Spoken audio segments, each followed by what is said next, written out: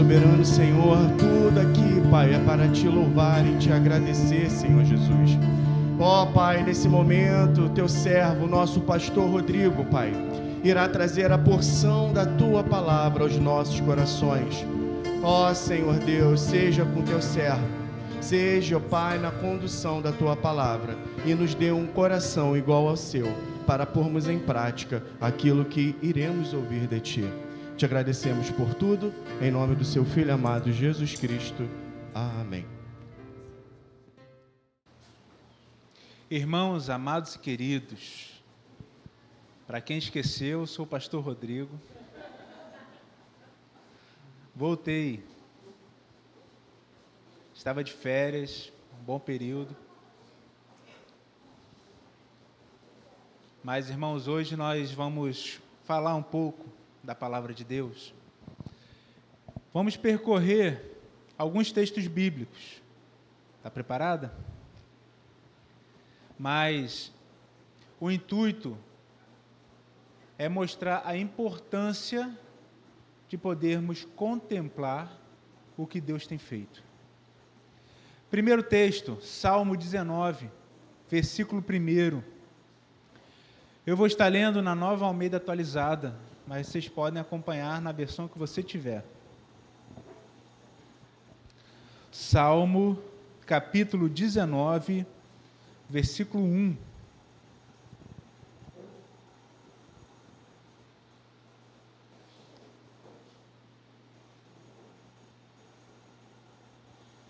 Alguém com voz forte aí que possa ler, por favor.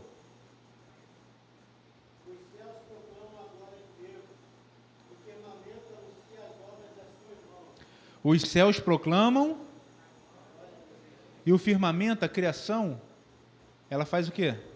Ela anuncia a obra. Quando você olha para tudo que existe, você está vendo ali uma expressão do próprio Deus. Deus criou. E como é bonito poder parar e contemplar as coisas. Nesse período de férias, nós fizemos algumas viagens, a maioria para lugares inéditos, como Peneda. A gente quase nunca foi lá.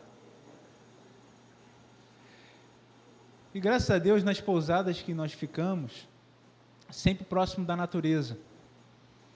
Então, conseguia ver a vegetação. Em outra, a gente ficou vendo lá perto das montanhas, ali na Serra de Petrópolis. E como eu fico admirado em ver a obra do Senhor.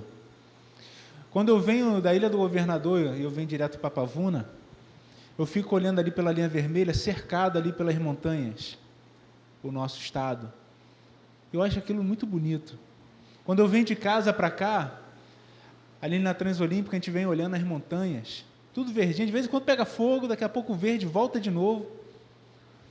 Irmãos, como é maravilhoso contemplar a obra do Senhor. E isso é um espectro daquilo que Ele é, refletido naquilo que Ele fez. Mas, diante de tanta beleza, nós nos deparamos também com situações que refletem o outro lado. No mesmo dia que a gente estava na piscina, no meio da vegetação, um sol bonito, à noite uma chuva que quase encheu Peneda. Saí do carro, tirei o tênis, vim com o tênis na mão para não molhar. O presbítero Jorge estava com medo de pegar chuva. Mas, irmãos, chuva, como vocês conhecem aqui na Pavuna.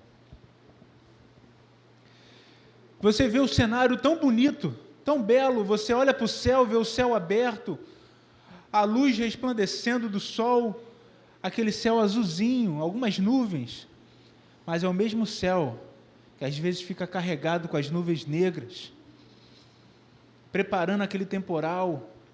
No meio da tarde fica escuro e cai aquela chuva que inunda tudo.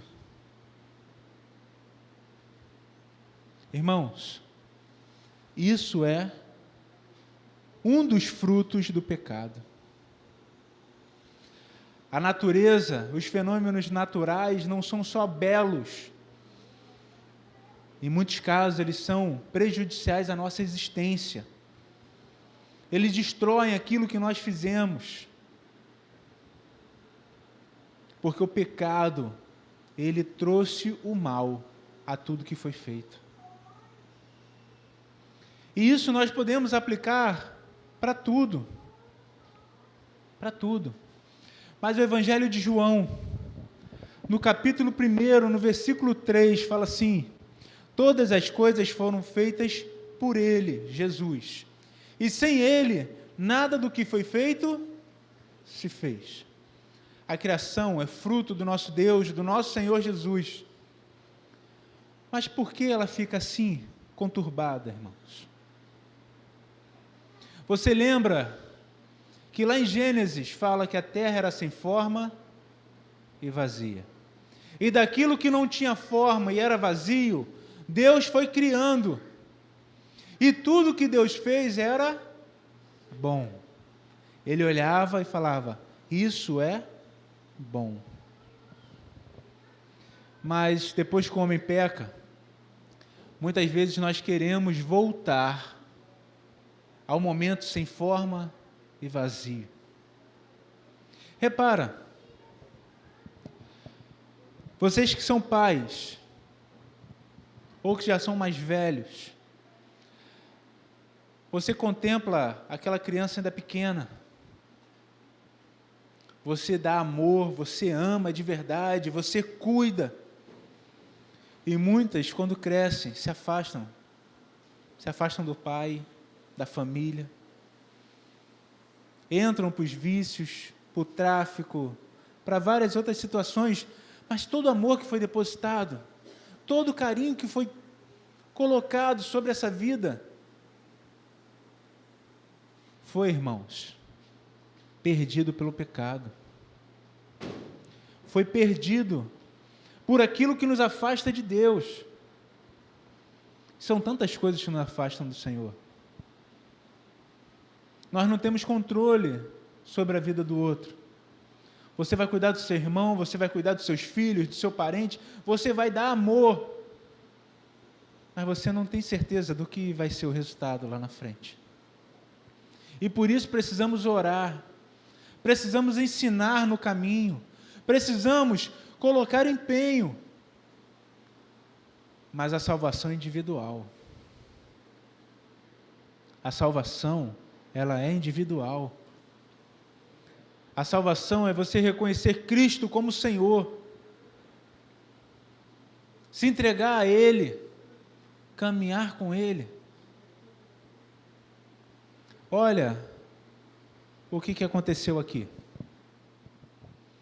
A prefeitura está fazendo obra atrás de obra há anos, e tinha anos que não enchia. E encheu como nada tivesse sido feito. Perdemos materiais aqui na igreja, os vizinhos. Em outros lugares, pessoas perderam vida. Irmãos, e isso é fruto do pecado. Mas além disso, isso tem que trazer para nós reflexão. Somos muito pequenos. Muito pequenos. Uma chuva pode tirar tudo. Lá na igreja de Realengo tem um irmão que mora aqui em Acari. Ele perdeu mais de 90% do que tinha dentro de casa. Foi água mais da metade da parede da casa. E por sorte, ou melhor, graças a Deus, ele tem um irmão que pôde ceder uma casa para ele morar, que ficou de uma forma insuportável. Somos muito pequenos e os nossos planos vão-se embora numa noite de chuva. E às vezes ficamos tão apegados às coisas, aos bens, às situações, elas podem ser tiradas de nós.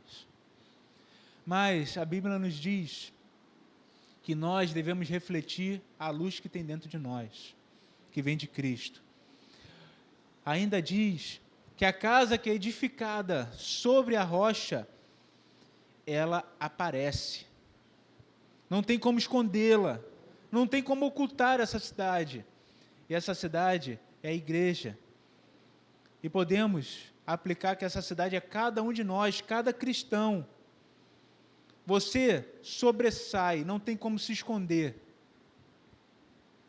Embora muitas vezes queremos. Muitas vezes queremos.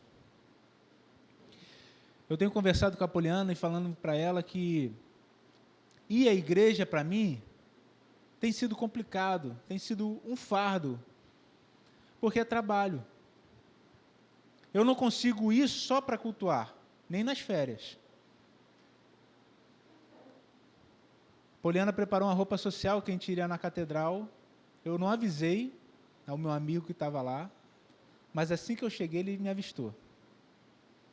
Aí já me chamou para impetrar a benção. Então, o tempo todo você tem que estar se policiando como pastor. Qual a roupa que você vai usar? Como você vai se comportar? Qual é a sua postura? E só ir cultuar, há muito tempo que é difícil de fazer.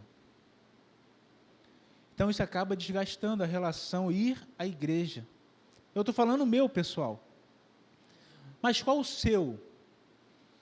Muitas vezes estar aqui na igreja, para você é um alívio dos pesos do mundo, das situações que acontecem na sua casa, no seu lar.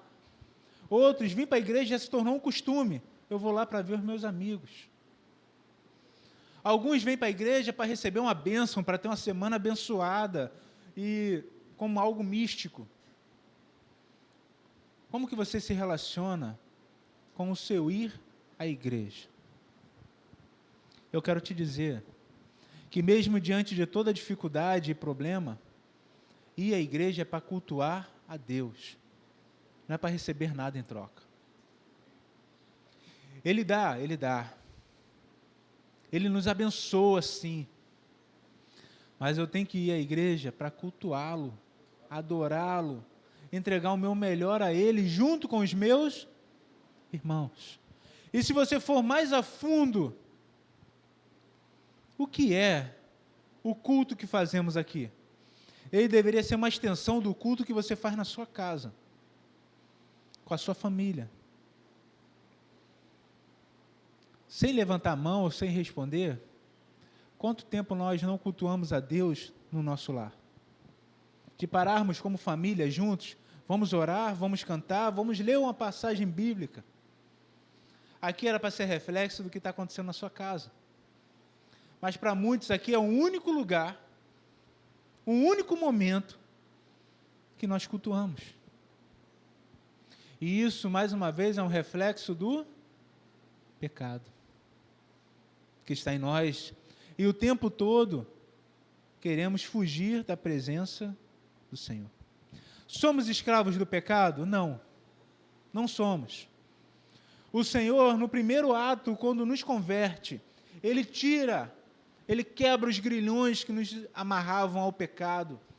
Não somos mais escravos do pecado, não somos mais escravos da nossa mente, muito menos dos dominadores, do diabo, como fala Efésios 2. Não somos escravos, mas somos inclinados ao mal. A conversão não nos santifica por completo. Ela nos coloca num processo de santificação. Já somos separados. No rigor da palavra, santidade é você estar separado para Deus. Somos separados. Mas nem tudo que fazemos para Deus, ou por Deus, para glorificá-lo.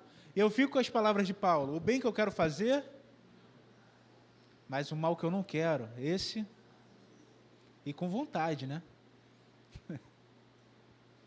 Irmãos, assim como a natureza ela pode ser bela e ao mesmo tempo tempestuosa, amedrontadora, Deveria ser assim a nossa vida.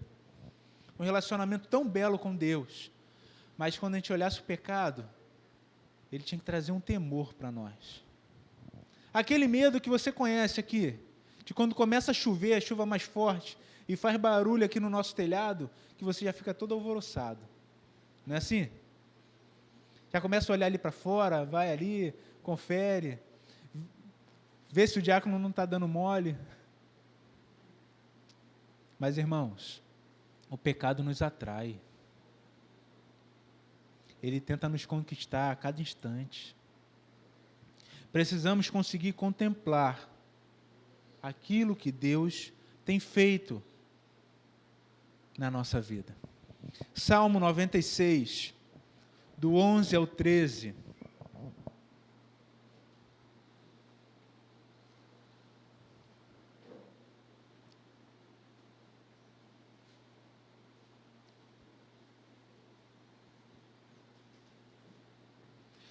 Alegrem-se os céus e a terra exulte. Ruge o mar e a sua plenitude. Alegrem-se o campo e tudo o que nele há.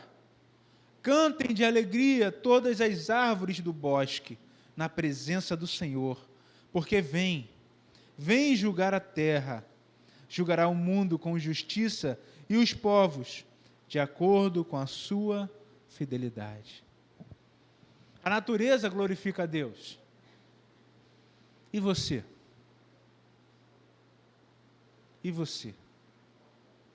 Irmãos, os céus se alegram, a terra exulta, o mar ruge, e você vê a grandiosidade de tudo que existe. Se você olhar além da terra, e você mensurar o tamanho desse universo, ele é tão grande, que nós falamos que ele é infinito. Estrelas cintilando no nosso céu. Mas, irmãos, toda essa imensidão se dobra diante do Altíssimo. Se dobra diante do nosso Deus. Ele é imenso. Ele é grandioso.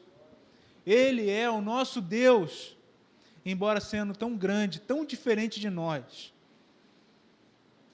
Ele se deixa aproximar. Ele habita no nosso coração. Ele ouve a sua oração.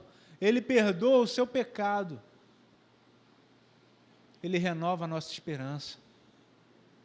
Esperança essa que está sendo tirada de nós. Esperança que a gente acha que é só para essa vida. Quantos planos nós temos? E a maioria deles é vinculado somente no aqui e agora. O que eu vou fazer? Aonde eu vou trabalhar? O quanto eu vou ganhar? E a gente para de plantar tesouro onde importa. Aonde importa de verdade. É o tesouro que quando você morrer, ele não vai se perder. É o tesouro onde o ladrão não vai tomar. Aonde a traça não vai corroer. Esse tesouro está na sua dedicação ao seu Deus. Na obra que você faz para Ele. Vivendo para o Senhor. Meus irmãos, a natureza, como diz Paulo em Romanos, está aguardando ansiosa pela manifestação dos filhos de Deus. Porque ela vai ser restaurada. Mas em contrapartida, os filhos de Deus hoje estão vivendo de cabeça baixa. Com medo, em desesperos, ansiosos. Parece que nós esquecemos a quem temos servido. Eu levanto meus olhos para os montes. De onde virá o meu socorro? O meu socorro vem do Senhor. O texto continua e fala assim: não dormitará aquele que te guarda. Ele não descansa, ele não dorme. E, inclusive, quando você está dormindo, ele te abençoa. Mas como é triste, irmãos, ver pessoas, crentes, desanimadas, com a cabeça baixa. Parece que não acreditam naquilo que expressam. Falam que são de Deus, mas vivem como se tivessem perdido tudo. A gente se entristece quando a gente tem notícia que um jovem morreu, principalmente de forma trágica. Traz realmente, porque a gente olha assim, pô, tinha toda uma vida pela frente, tinham sonhos, tinham coisas. Mas a maior tristeza, realmente, é um crente. Eu não estou falando que perdeu a salvação. Estou falando que um crente que vive sem a alegria da salvação nele. Davi passou por isso. Ontem lá em casa, estava falando com o presbítero Jorge, o irmão Moisés. Irmãos, Davi, quando ele enfrentou Golias, ele tinha entre 12 e 15 anos, no máximo 15.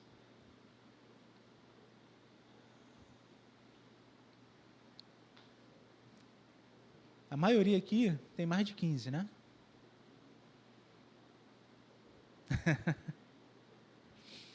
Não é de mentalidade não, mas... Irmãos, queridos, dentro da sua vida toda, qual foi a última vez que você enfrentou uma batalha assim? Que você tomou a frente de todo mundo, mesmo ainda não tendo idade, ou não tendo a capacidade plena, e fez o que deveria ser feito. Na história aparecem alguns, mas a maioria deveria ser daqui de dentro, da igreja, e se levantar e falar assim: está errado, está errado. Você entendeu o seguinte: Martin Luther King não é só um nome de rua, foi um pastor batista, negro, que combateu toda a discriminação nos Estados Unidos. E ele incentivava o seguinte: já que nós não podemos sentar no assento de brancos, meus irmãos negros, não vamos pegar mais ônibus. E começou a revolução onde dói, no bolso. E ali muitos iam trabalhar distâncias longas, a pé. Tem que ter coragem. Tentaram matá-lo algumas vezes. Outro pastor, Malcolm X, já era mais radical. Já queria ir para a violência. Mas, irmãos, precisamos de heróis nos dias de hoje. Homens e mulheres que levantem a cabeça e falem assim: eu acredito no Senhor. Isso está errado. E não podemos aceitar as coisas. Quer ver um exemplo? A gente acha que isso é novo. A questão de gênero, esse problema, isso é muito antigo, irmãos. Muito antigo. Cláudio, o seu nome foi de um imperador romano. Sabia disso? Esse imperador, ele era caçoado na sua época. Sabe por quê? Falavam assim que ele era muito limitado, ele era muito burro, porque ele gostava de se deitar somente com mulheres. Porque naquele período, Império Romano, grego muito mais, lá atrás, a liberdade sexual já existia. O mundo sempre caminhou nessa direção. Em alguns momentos, por misericórdia, Deus espalha tudo, acaba impérios, a moralidade dá uma subida, e depois ela vem caindo de novo. A história não é cíclica, mas os resultados são, porque o que se planta, colhe. Sempre a sociedade vai voltar para esses aspectos. Mas se você olhar bem, a década de 30 era bem liberal. A de 40 não. Já começou as guerras. Mas num período sem guerra, a década de 60, extremamente liberal, sexo, rock e por aí vai, drogas. A década de 70 dos filhos desses foi a década mais conservadora que teve. Às vezes o nível chega num extremo tão grande que a próxima geração já rejeita. Isso é misericórdia de Deus. Mas o pecado vai estar sempre na nossa porta. A questão é que nós contemplamos o pecado hoje como sendo o natural, o normal, o belo. E não é. Deveríamos olhar para as tempestades realmente com temor, entendendo que isso ocorre porque somos pecadores. Porque antes do pecado, o relato de Gênesis era: vinha o orvalho e cobria toda a criação. As árvores davam seus frutos no tempo correto. Mas quando veio o pecado, veio as ervas daninhas, o trabalho se tornou árduo, as mulheres com dores, entrou as doenças, a maldade.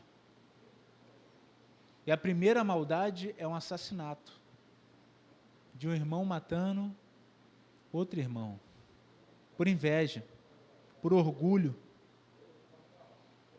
Isso não pode ser natural, nem normal dentro de nós. Você, meu irmão, minha irmã, não aceite pecado. Não aceite desânimo. E não é confissão positiva não que vai te tirar disso. Não é você falar que agora você vai ter alegria. Não é você pensar bons pensamentos. É você se lembrar daquilo que traz verdadeira alegria e esperança dentro de você, que é o Deus que você serve. Nos preocupamos muito com o futuro, que não sabemos se vai chegar. Devemos ter preparo, sim. Pensar, porque a Bíblia fala que se você for um bom pai, uma boa mãe, os seus netos vão desfrutar do que você plantou. Então, guardar dinheiro, economizar, ter uma vida financeira realmente regrada, é importante, é bíblico. Mas quantos só vivem pensando nisso? Só vivem olhando para o futuro ou reclamando, mas eu não tenho nada. Para mim parece que é mais difícil que para os outros. Irmãos, cada um está onde Deus colocou. O caminho que nós estamos trilhando depende de você. Mas você vai chegar no alvo que Ele tem para você. É a salvação. A nossa herança é a salvação, é ter Deus como Pai, é poder estar com Ele para sempre. Mas o pecado vai tentar te afastar. Vamos ler Salmo 38, do 1 ao 14? Não vamos ler tudo não, mas vamos ler uma boa parte. Do 1 ao 14.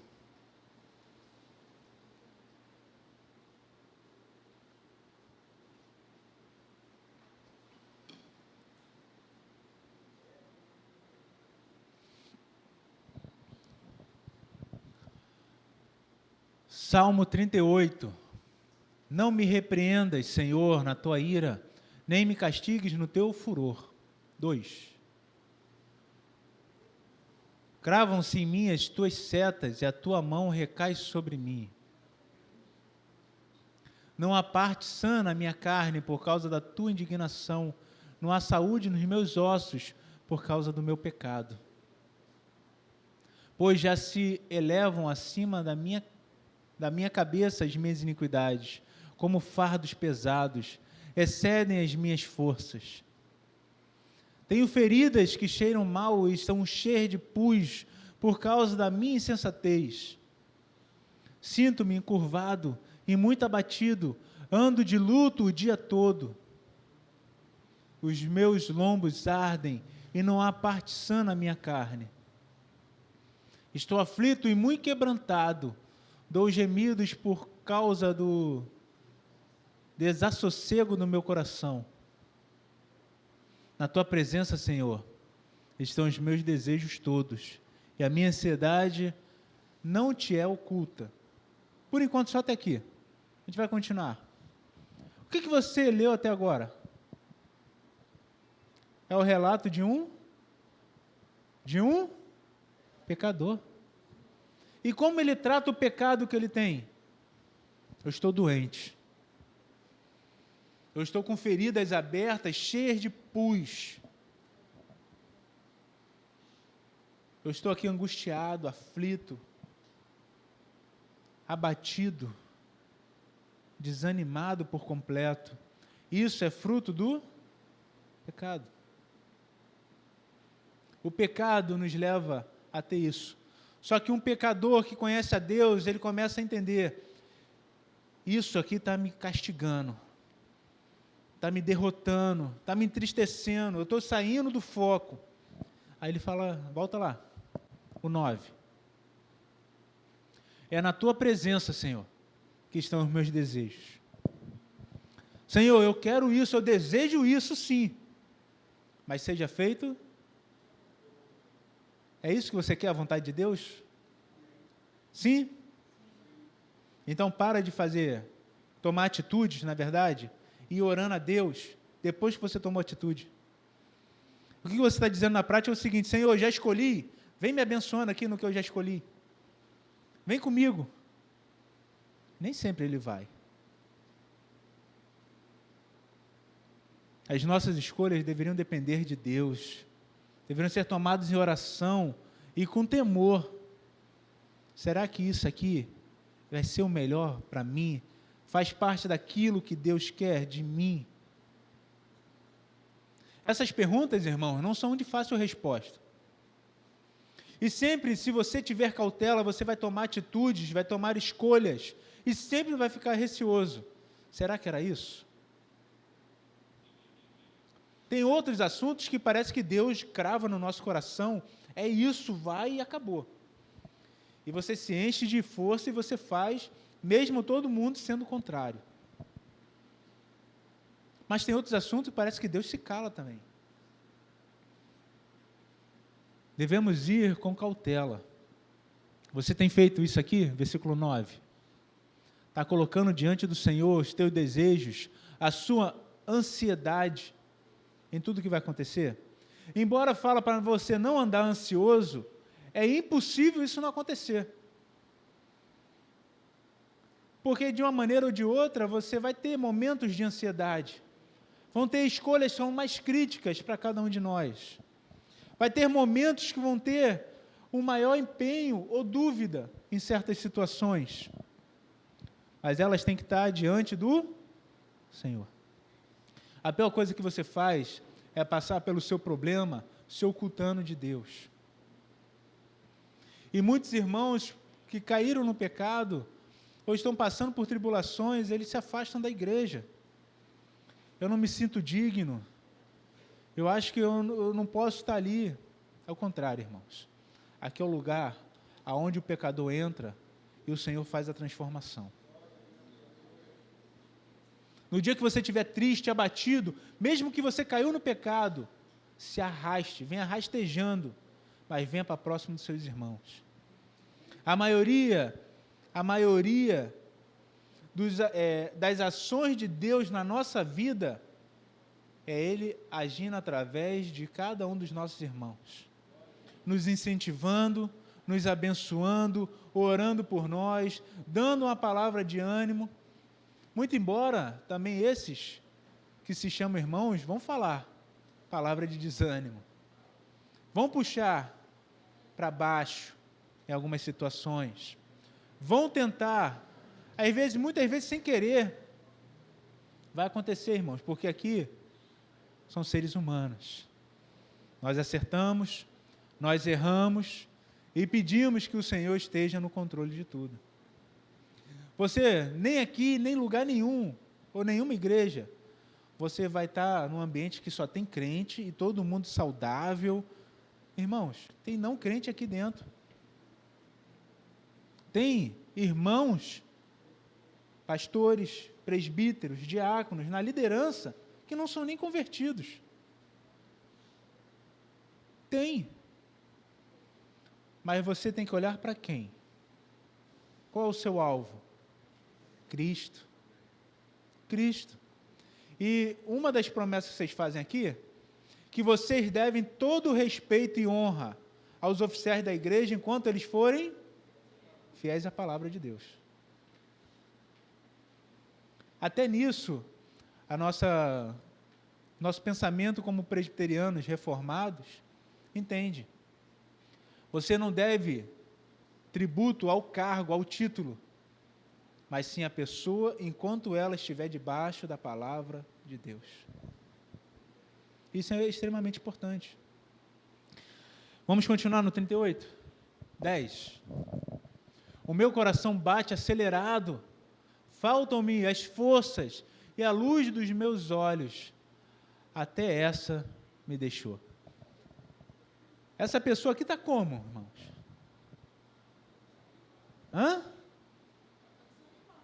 Desanimada, parece até um desespero. Vai, 11.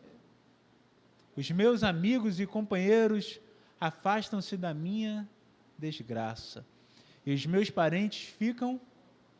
Quem aqui nunca se sentiu sozinho num momento de luta? E muitas vezes você está passando pelo desespero, até os familiares parece que escorreram pelas suas mãos. Esse sentimento é nosso, é humano. Você vai passar. E talvez você vai achar, a igreja não está me apoiando, até Deus virou o rosto de mim. E você vai encontrar salmos falando a esse respeito. Mas essa é a percepção nossa. 12. Armam ciladas contra mim os que tramam tirar-me a vida. Os que me procuram fazer o mal dizem coisas perniciosas, imaginam engano todo dia. Pessoas ainda vão falar mal de você, tá? Vão fazer fofoca com seu nome. Dentro da igreja, dentro do povo de Deus, também vai acontecer. 13. Mas eu, como surdo, não ouço, e qual mudo, não abro a boca. Você tem feito isso? Estão falando de você, qual a nossa principal atitude? Natural, é rebater. É querer tomar satisfação. Não é isso? Não fala de mim. Algumas mães, não fala do meu filho, da minha filha. E aí tem um monte de crente botando roupa de baiana, para poder rodar. Irmãos, a nossa característica não é ser bobo, não é ser tolo, é a da outra face.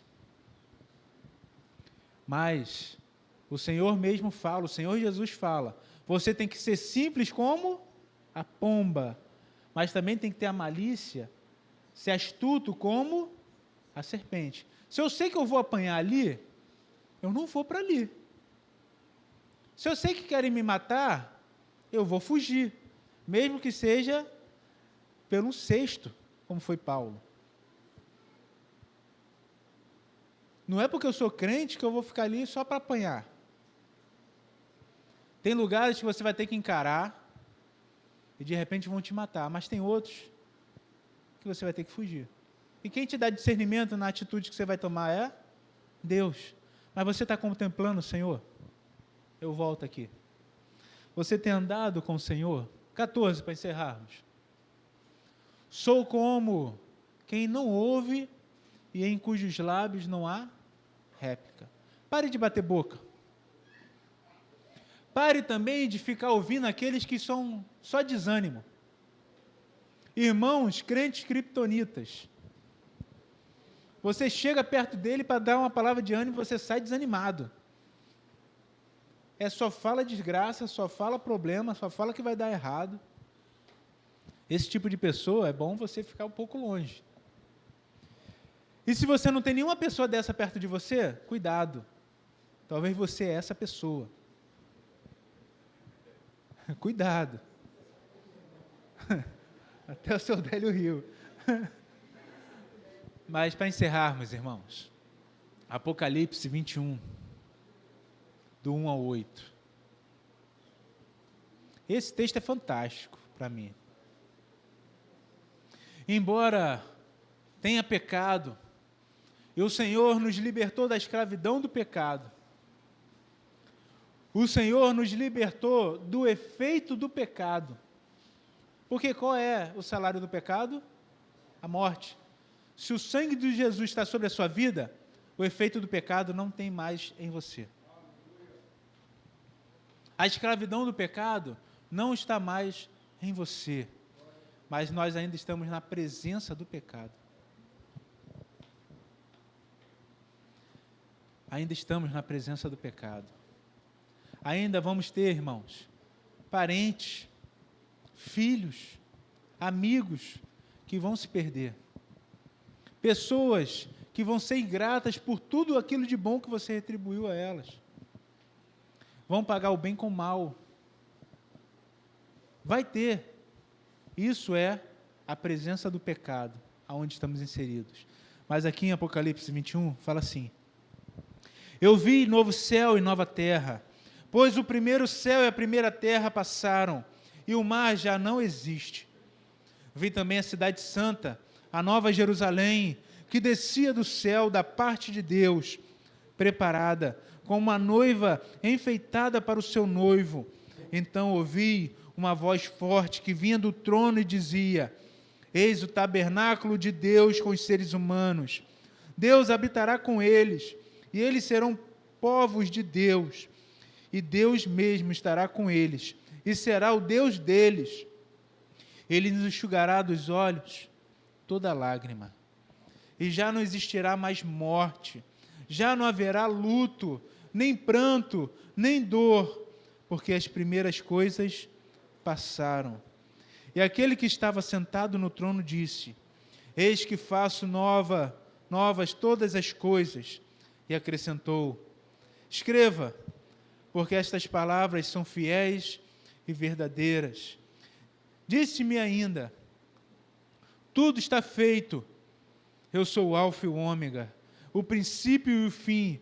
Eu, a quem tem sede, darei de graça da fonte da água da vida. O vencedor herdará estas coisas, e eu serei o Deus dele, e ele será o meu filho. Quanto, porém, aos covardes, aos incrédulos, aos abomináveis, aos assassinos, aos imorais, aos feiticeiros, aos idólatras e a todos os mentirosos, a parte que lhes cabe será no lago que está queimando com fogo e enxofre, a saber, a segunda morte.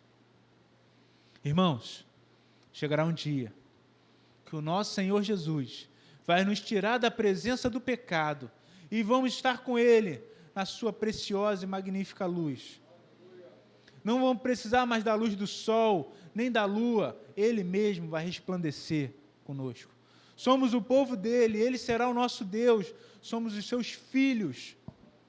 Essa é a promessa no novo céu e na nova terra. Mas diante dessa promessa vem outra promessa. Aos pecadores que não se arrependeram. Esses serão colocados na presença do pecado pela eternidade. Aonde vão estar lá rangendo dentes, chorando. Mas o pior não é isso. O pior não é o fogo, não é o enxofre. O pior não é a dor. O pior é estar longe da presença de Deus por toda a eternidade. O céu não deve ser aquilo que... Desculpa, o inferno não deve ser o teu motivo para querer ir para o céu. O inferno não pode ser aquilo que está te motivando. Eu não quero ir para o inferno. O céu é a consequência. Eu quero ir para o céu porque eu quero estar na presença de Deus. Eu quero conhecê-lo como eu sou conhecido também. Eu quero ver agora, sem ser pelas sombras, pelos reflexos. Eu quero estar na presença do Todo-Poderoso. Todos os dias. Adorando o Senhor. Enquanto estão lá os serafins, santo, santo, santo, todo dia, toda hora, eu quero estar junto. Eu quero estar junto. Eu quero viver no Senhor. E aí, na música original lá do Amazing Grace, fala assim, e vai ter passado 10.000 anos. Eu ainda vou estar subindo as montanhas e contemplando as coisas novas que Deus tem para me mostrar. O tempo não vai ser mais empecilho. Não vai ter mais morte para nos limitar. Vamos estar com o Senhor. Mas a escolha é nessa vida. A escolha é nesse breve momento que se chama agora. Amanhã pode você não ter mais. Então, se arrependa agora, se arrependa hoje. Viva no Senhor hoje. E um conselho para vocês: parem de viver com inimizade. Talvez hoje é a última vez que você vai ter dado um abraço no teu filho, no teu amigo. Talvez seja hoje a última vez que você vai contemplar a sua família. Esteja junto. Ame de verdade. E muitas vezes eu me pego assim olhando, eu fico olhando para a Gabi, para o Emanuel, para a Poliana. E aí às vezes me dá alegria, às vezes me dá uma certa aflição. Isso aqui vai passar. Vai acabar. Olhe para a Poliana hoje, é diferente de 23, quase 24 anos atrás. Está passando, estamos modificando. E um dia vamos acabar, irmãos. A vida do ser humano é como uma sombra que passa. É como uma flor que desabrocha e logo murcha. E para uns, murcha mais rápido. Para uns, a sombra passa mais ligeiro. Então, viva hoje como sendo o último dia da sua vida. Se você soubesse que é seu último dia hoje, ou se você soubesse que é hoje que Jesus volta, é assim que você tem que viver, para a glória de Deus, em nome de Jesus.